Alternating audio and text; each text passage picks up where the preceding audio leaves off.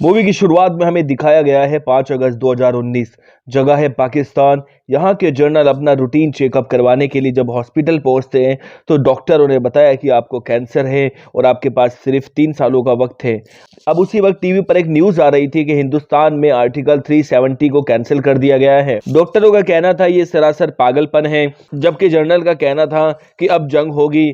हिंदुस्तान ने अपने पैरों पर कुल्हाड़ी मारी है। उसके बाद वे कॉल लगाते हैं एक थर्ड पार्टी कॉन्ट्रैक्टर को, जो कि एक टेररिस्ट ऑर्गेनाइजेशन है और ये सिर्फ पैसों के लिए काम करती है।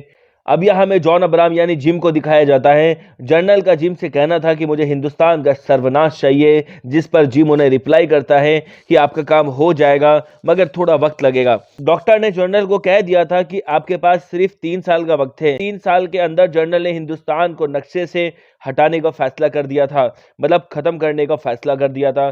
जिसके बाद कहानी यहाँ से 3 साल आगे बढ़ती है और हमें दिखाया जाता है अफ्रीका की एक कंट्री जिसमें कई सारे आतंकवादी इलीगल तरीके से बंदूक बेच रहे थे। वही एक शख्स और आया था जिसे एक बड़ी सी मिसाइल खरीदनी थी, जो एक बार किसी देश पर चल जाए तो उसका नक्शे में से नामो निशान ही मिट जाए।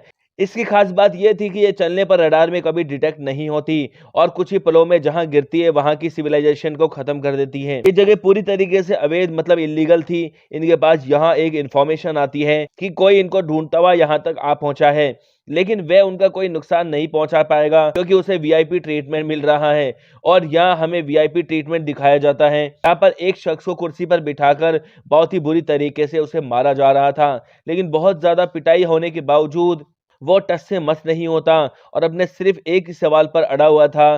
तो दोस्तों यहाँ पर एंट्री होती है किंग खान यानी शाहरुख खान की, बोले तो पठान। डीलर के पास आया शख्स उसे पूछने लगता है कि आखिर पठान तुम जिंदा कैसे बचे?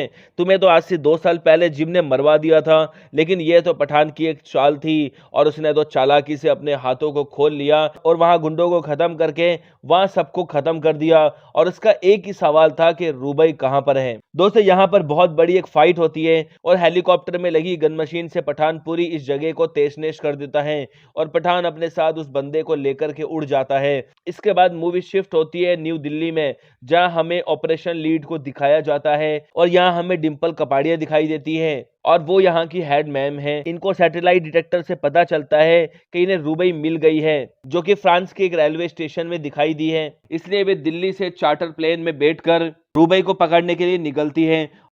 अब यहाँ पर बैक स्टोरी शुरू होती है पठान की। म्यांमार में पठान ने एक पूरी फैमिली को अपनी जान पर खेल करके बचाया था, मगर इसमें वे बहुत ही ज्यादा इंजर्ड हो गया था, इसलिए उसे दिल्ली के हॉस्पिटल में रखा गया था। और मैडम जी भी जब पठान से मुलाकात करने के लिए आई थी तो पता चलता है कि पठान ने अपनी बॉडी को बहुत जल्दी रिकवर कर लिया था और अपने आप को फिट करके एक नए मिशन की तरफ लग चुका था, जिसका नाम था जोकर यानी कि ज्वाइंट ऑपरेशन। पठान का मानना था कि हमारा हिंदुस्तान नए नए खतरों से घिरा रहता है। इसी के साथ कुछ हमारे ऐसे जवान भी हैं जिन्हें कि अंडर एस्टिमेट किया जाता है, लेकिन मैं उन सभी की एक टीम बनाऊंगा तो हम सभी सीक्रेटली उन सभी का खात्मा कर पाएंगे। मगर मैम का कहना था इस काम के लिए न जाने मुझे कितनी सारी परमिशन लेनी पड़ेगी, क्या तुम इस बारे में सोच भी सकते हो? और वैसे भी मेरे रिटायरमेंट के दिन आ चुके हैं। पठान कहता है देश के लिए करना एक सैनिक का असली कर्तव्य होता है। फाइनली डिंपल कपाड़िया मैम मान जाती है और उसके बाद में हमें वहां की एक सीक्रेटली जगह दिखाई जाती है जहां कुछ लोगों को असेंबल करके एक टीम बनाई जाती है। वहां पर एंट्री होती है आशुतोष राणा जी की। उनका मानना था कि टीम वेस्ट ऑफ टाइम है, ये सिर्फ अंडों से निकले हुए छिलके हैं, इन्हें तो अभी तक ये भी नहीं पता कि असली मिशन में किन किन प्रॉब्लम का सामना करना पड़ता है। जबकि पठान और उनकी टीम उन्हें विश्वास दिलाती है कि हम जिस काम के लिए निकले हैं उसका हमसे सिर्फ और सिर्फ देश की भलाई ही होगी। हमारे गुप्त सूत्रों के अकॉर्डिंग हमें पता चला है कि दुबई में प्रेसिडेंट की एक कॉन्फ्रेंस होने वाली है जहां पर हमारे देश के कुछ सेंटर्स भी आने वाले हैं, मगर उनकी जान को खतरा है। इसलिए मैं चाहता हूं कि आप पुलिस एक्टिविटी को और भी ज्यादा अलर्ट कर दीजिए और मैं और मेरी बाकी टीम आने वाले खतरों को संभाल लेगी। अब हमें यहाँ दुबई दिखाया जाता है और गुजरते हुए वहां से प्रेसिडेंट, लेकिन तभी पठान को क्लिक होता है कि ये सब कुछ तो हमारा ध्यान भटकाने के लिए था। उन टेररिस्ट ऑर्गेनाइजेशन का काम प्रेसिडेंट को नुकसान पहुंचाना नहीं बल्कि उन 2 सेंटर्स को वहां से ले जाना था। जब तक कि ये बात पुलिस तक स्प्रेड होती और सभी अपनी पोजीशन को ले पाते, मगर तब तक दूसरी तरफ जॉन अब्राहम मतलब जिम पहुंच चुका था और अपनी बाजुका को लेकर एक ही शॉट में दोनों सेंटर्स की कार को चिड़े चिड़े कर देता है। अपने चॉपर को बुलाकर उन दोनों को उसमें डालने की कोशिश करता है। लेकिन मूवी के हीरो कहां पीछे रहने वाले थे। शाहरुख खान और जॉन की जबरदस्त लड़ाई होती है और यह फाइट काफी लंबी चलती है। दोस्तों यहां मैं आपको बता दूं कि जिम एक्स रो एजेंट रह चुका है और देश के लिए भी मर चुका है और इन्हीं वजह से वीर गति को प्राप्त होते हुए इस मिशन के दौरान उसके साथ ऐसा हुआ था कि उसकी पत्नी और उसका बच्चा भी उसमें मारा गया था और इसी वजह से उसने अपने देश के लिए नहीं बल्कि अपने जेब को भरने के बारे में सोचा और बन गया एक ऐसा कॉन्ट्रैक्टर जो सिर्फ खुद के फायदे के लिए ही काम करता है। अब चाहे उसमें देश का नुकसान हो या फिर फायदा, अपने इस काम में जिम कामयाब तो हो गया था, फिर भी पठान हार नहीं मानता है। वे अपनी टीम से बात करके उसे पकड़ने के लिए स्पेन पहुंच जाता है। पठान को अपनी टीम से रूबीना के बारे में पता चलता है जो कि उनके ग्रुप के साथ काम कर रही थी, इसलिए जब पठान उन पर नजर रखने के लिए जाता है तो पीछे से जिम और उनकी टीम उसे पकड़ लेती है। और जब क्योंकि जिम बहुत बड़े बिजनेसमैन हैं तो वो खुद का काम धंधा संभालने के लिए अपने दुश्मन को बिना मारे ही हेलीकॉप्टर में बैठकर चला जाता है और पीछे अपनी टीम को कह देता है कि संभाल लेना। लेकिन दोस्तों यहां हो जाती है गड़बड़। यहां रूबीना भी मिल जाती है पठान के साथ और कहती है कि जिस तरीके से तुम एक सोल्जर हो, यहां पर जिम का खात्मा करने के लिए आए हो, ऐसे मैं भी एक ISI की एजेंट हूं और पिछले 1 साल से जिम के साथ अंडरकवर एजेंट होकर के काम कर रही हूं। अब दोनों एक टीम बन जाते हैं, मगर इनका अगला शिकार था जिम, जो कि पकड़ में कैसे आएगा उस चीज की ये दोनों प्लानिंग बनाते हैं। तभी इन्हें पता चलता है कि जिम अपनी अगली डिलीवरी 1 हफ्ते बाद में लेने वाला है, जिसका नाम है रक्त बीज। एक ऐसा केमिकल है जो अगर फैल गया आसमान में तो पूरी इंसानियत को खत्म करके रख देगा। अब ये कहीं जिम के हाथ ना लग जाए, इसलिए दोनों पहुंचते हैं रशिया। लेकिन यहां पहुंचने के बाद इनके सामने एक बहुत बड़ी चुनौती थी। दोस्तों ये इतना ज्यादा मजबूत था कि इसे ना तो बम से तोड़ा जा सकता था और ना ही लेजर से काटा जा सकता था। इसका खोलने का सिर्फ एक ही रास्ता था, वह था इसका ताला और चाबी। और यहाँ ये दोनों ही चीजें अलग अलग लोगों के पास थी। अब पठान यहाँ बहुत स्मार्ट होता है। यहाँ ये टर्की ऑफिसर के पास भेज देता है रुबई को, जो कि उनके फिंगरप्रिंट उठा ले आती है। अब फिंगरप्रिंट मिल जाने के बाद में इनका अगला प्लान था इन्हीं के ऑफिस से ताला और चाबी चुराने का, जो कि थे अलग अलग शहरों के हिस्से में। अब दोस्तों चोरी को कंप्लीट करने के लिए ये हेल्प लेते हैं 2 शानदार और प्रोफेशनल को और काफी मेहनत मशक्कत के बाद फाइनली ये लोग चोरी को अंजाम दे देते हैं तो उसमें से निकाल लाते हैं रक्त बीज। लेकिन यहाँ एक गड़बड़ हो जाती है और यहाँ मैडम दे देती है पठान को धोखा और फ्लैशबैक में ये पता चलता है कि खुद जिम उस रक्त बीज को पाना चाहता था, लेकिन उसके लिए ये पॉसिबल नहीं था और पठान ये काम आसानी से कर सकता था, इसलिए उसने रुबई को चारा बनाकर उसके पास भेजा। यहाँ सीन शिफ्ट हो जाता है रशिया की जेल में और कपाडिया मैडम आकर बताती है कि ये हमारा एजेंट नहीं है, ये पता नहीं कौन है, इसे गोली मार दो और किस्सा यही खत्म कर दो। पठान इसके बारे में सोचने लगता है कि मैं जो देश के बारे में सोच रहा था कहीं उस पर कोई खतरा ना आ जाए, उसे रोकने के बारे में सोच रहा था। आज मेरी लाइफ की कोई वैल्यू नहीं है, जिसके बाद उसे मेन जेल में ट्रांसफर करने के ऑर्डर आ जाते हैं। मगर रशिया हिंदुस्तानी या कोई और जासूस देश के खिलाफ बर्दाश्त नहीं कर सकता था, इसलिए ट्रेन में जाते जाते उस पर कई सारे गुंडों के हमले करवा दिए जाते हैं, जहां पठान की बहुत ज्यादा पिटाई होती है। फिर आता है एक दमदार सीन जिसमें एंट्री होती है सलमान खान की। अब 2 बड़े सुपर हीरो हैं तो सुपर फाइट तो बनती ही है। अब 15 से 20 मिनट खतरनाक लड़ाई चलती है, जहां से हमें ऑडियंस को यह पता चलता है कि टाइगर जिंदा है कि मेन लीड टाइगर, जो कि फाइट को खत्म करने के बाद सबको तोड़ फोड़ देने के बावजूद पठान से कहते हैं मरना मत, मेरा एक बहुत बड़ा मिशन है, वहां तेरी जरूरत पड़ेगी।